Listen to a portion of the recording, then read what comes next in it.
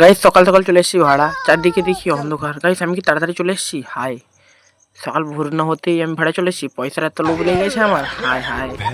তারপর গাড়িটা স্টার্ট মেরে দেখলাম এই বাবা, আমার গাড়ি 180 চলছে। বাপরে বাপ, আমার কাস্টমার আসছে, বডি দেখি বাপরে, আস্তে আস্তে আসছে। বাবারে বাবা, একটা দুঃখের কথা, আমার কাস্টমার গেল না আমার সাথে, আমাকে বললো তুই একা চলে যা। গাড়ি চালাতে চালাতে আমার একটু ঘুম পেয়েছিল, তাই একটু ঘুমিয়ে নিলাম।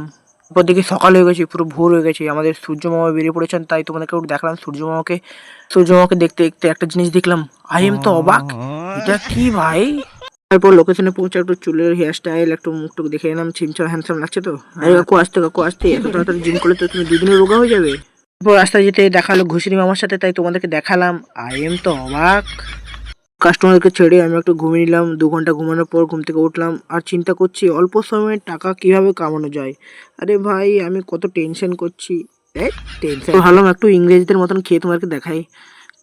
গপ গপ গপ গপ এরকম খেলে কি হবে ভাই? জোরে খিদে পেয়েছে নাকি? আরে দাদা তুমি দেখছো আমাকে? বাপরে বাপ, ফেমাস হয়ে গেলাম। তারপর কাস্টমারকে ছাড়ার পর আমি আমার টাকা পেয়ে গেলাম। আর তারা দেখতে পাইনি তো? হ্যাঁ হ্যাঁ দেখতে পাইনি। চলো চলো, একটা কাকু ওই শালা হ্যান্ডসেল গাড়ি নিয়ে যাচ্ছে ভাই। ব্লগটা ছিল এইটুকু, সবার সাথে দেখা হচ্ছে নেক্সট ব্লগে।